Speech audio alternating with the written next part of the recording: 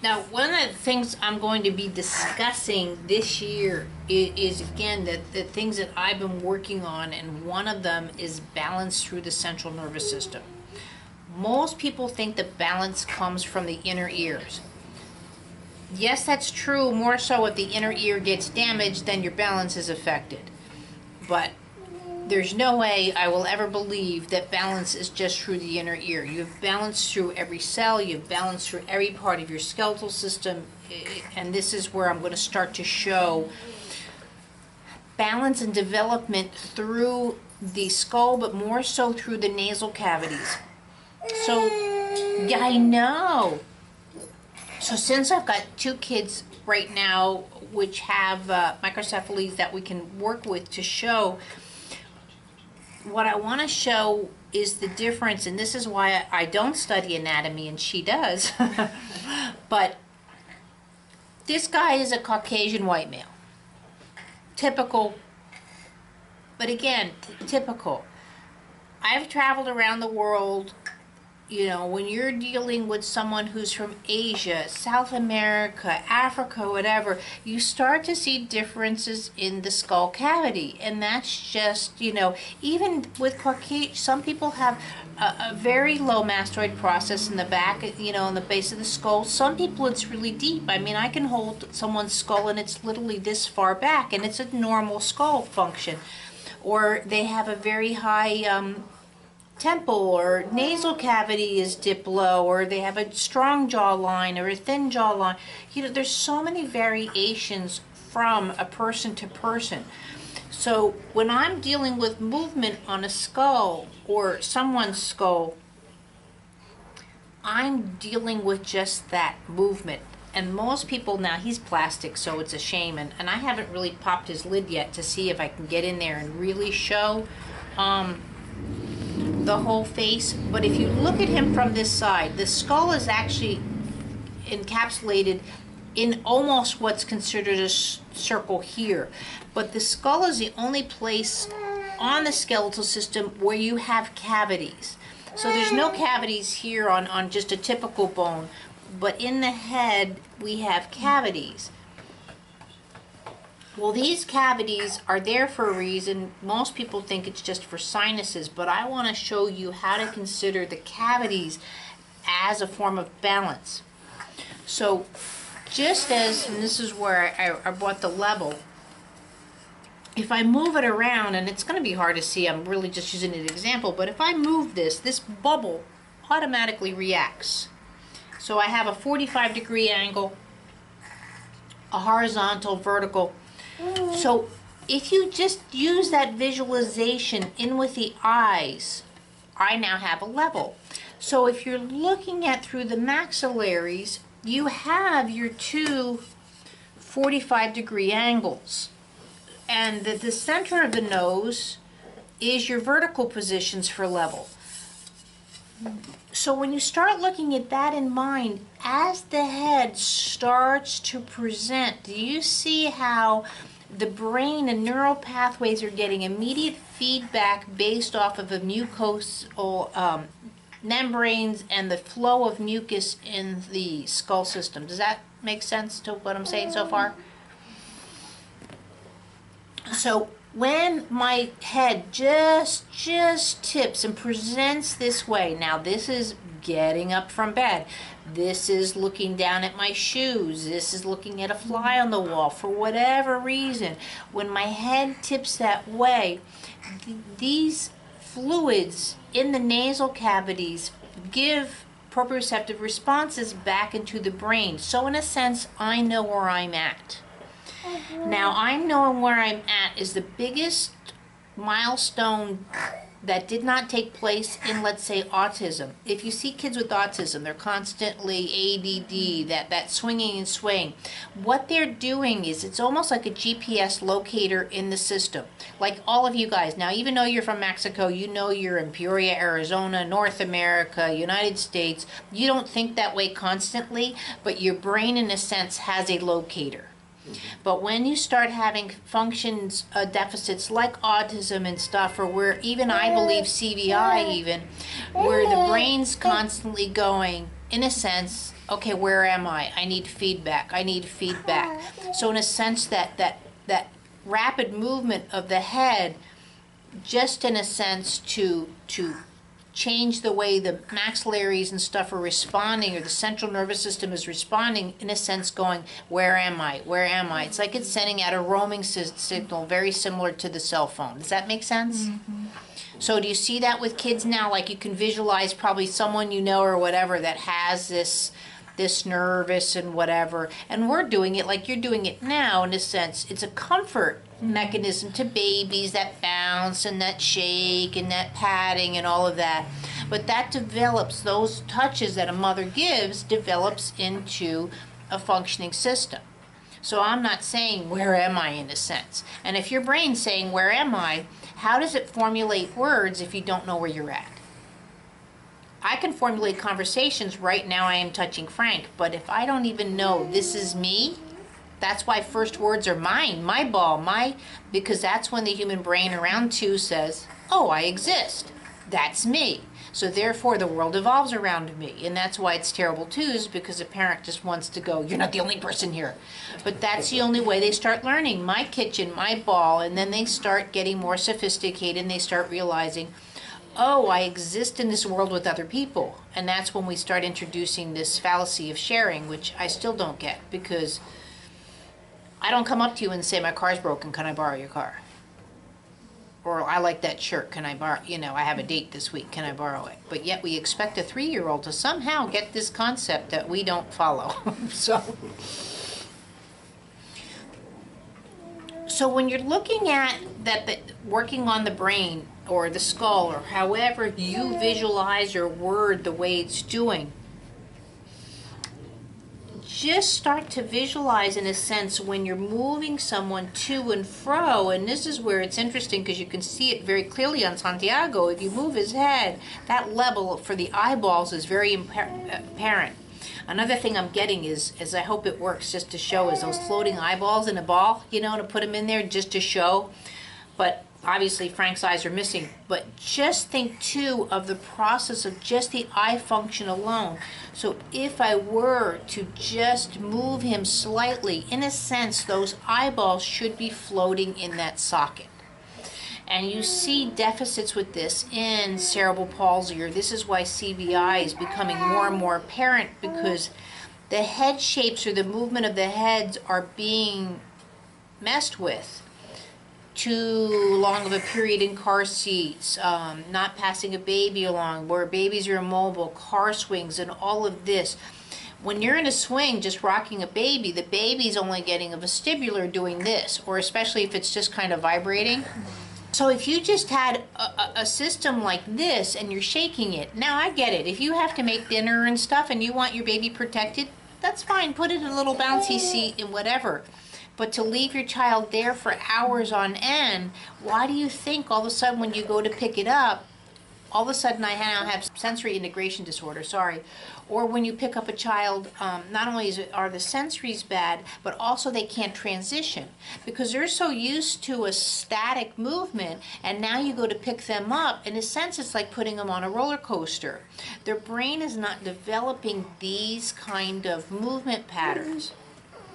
And that's why it's interesting too when and we'll get to play with the kids. So now when you have the microcephaly or the hydrocephaly or those kind of things, just think how that information now is different to that brain. I never want to say it's damaged, it's faulted, it's just different. So this is what I find interesting in using movement lesson or applying these kind of thoughts, is not, I can't change the shape of someone's skull, but can I get that function of just what I was talking about to be more efficient in that system? Absolutely. So first of all, why does teething throw us off? Well, again, not only do you have the inflammation now of the gums and all of that, but that inflammation starts to go into the sinuses. That's why you get the excess of drooling. You can get sinus infections, ear infections. Those infections now are changing the actual substance that's in the sinus cavities. That's why, like normal mucus that, when we blow our nose or if our nose drips, it's a very thin consistency. So again, so it can react at a much quicker manner to those movements. If a child's infected, like my son has chronic infections throughout the ethmoid, septoid cavities, you can't see them here, but there's actually nasal cavities that go above the eyes. His infection was sort of like right through here.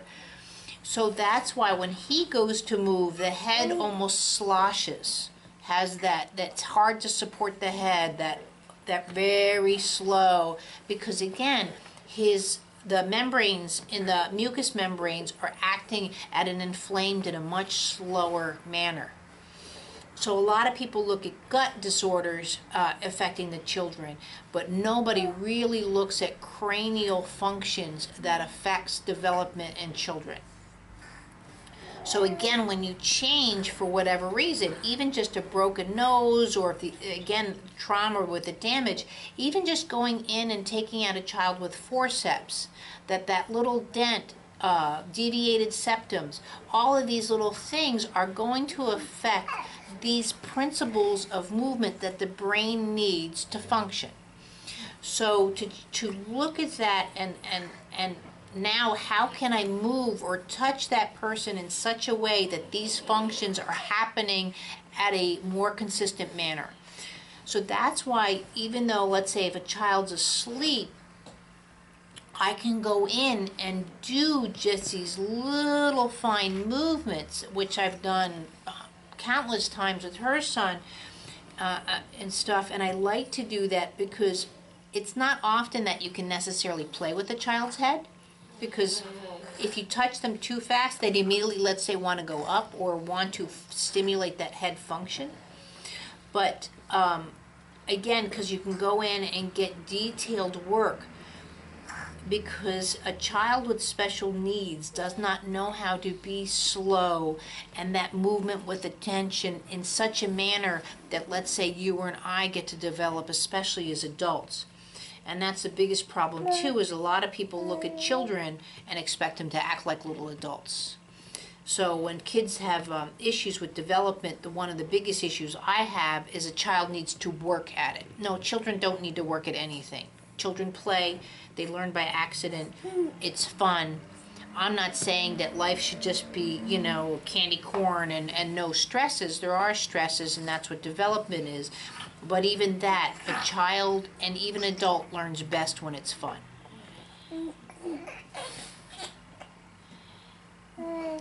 Yeah?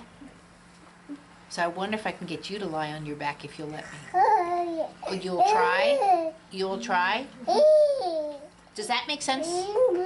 Any questions? One thing I didn't cover, or two, is I have not taken cranial sacral. I've taken cranial rhythms. I truly believe that the cranium cycles so much per minute, depending on the person, and goes up and down the spinal column.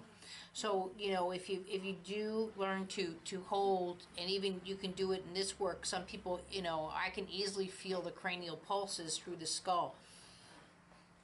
One thing that was mentioned about trigger points. I never have a specific point where I work because, again, I'm looking for the efficiency of movement. I still don't believe that X marks the spot, and if I touch here, that's just going to fix everything. That area might have a function, and I totally get it, that if the certain parts in the skeletal system are needing adjustment.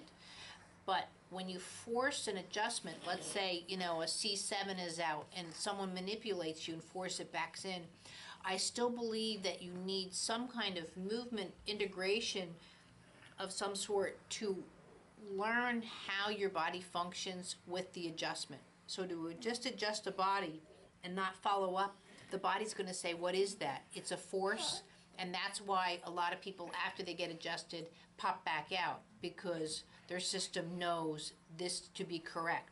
Just like if I was talking about scoliosis or torticollis. What torticollis is the brain saying that this is straight. I have to go in and start saying, okay, but in this position, can you do this, this? Now, I don't go right in and go, this is straight. Because that brain's going to go, whoa, I'm so off kiltered, I'm crooked. Because again, its relationship to quote straight or neutrality is this kind of conversation. I need to slowly go around and maybe over here and give variations to this, that the brain, again, with these principles of being level and all of that, starts to work out, oh, at this position, now I can go here and here.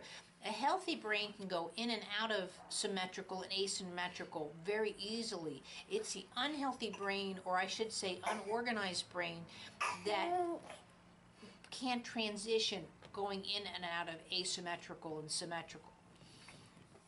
And this comes with balance, and this comes with people skills, and this comes with, it goes across the board. But you have to be able to do it first in the skeletal system and through your body before you can do it emotionally. Because I also believe that all your emotions are through movement. That's why even in language, I'm turning green with envy, or, that's, again, it's a movement, turning, stand up for your beliefs, standing, we've said it through time of just, you don't just get mad, you stop breathing, your hands start to clench, you start to sweat, there's different body responses that build up into anger, and it comes through the way your system moves.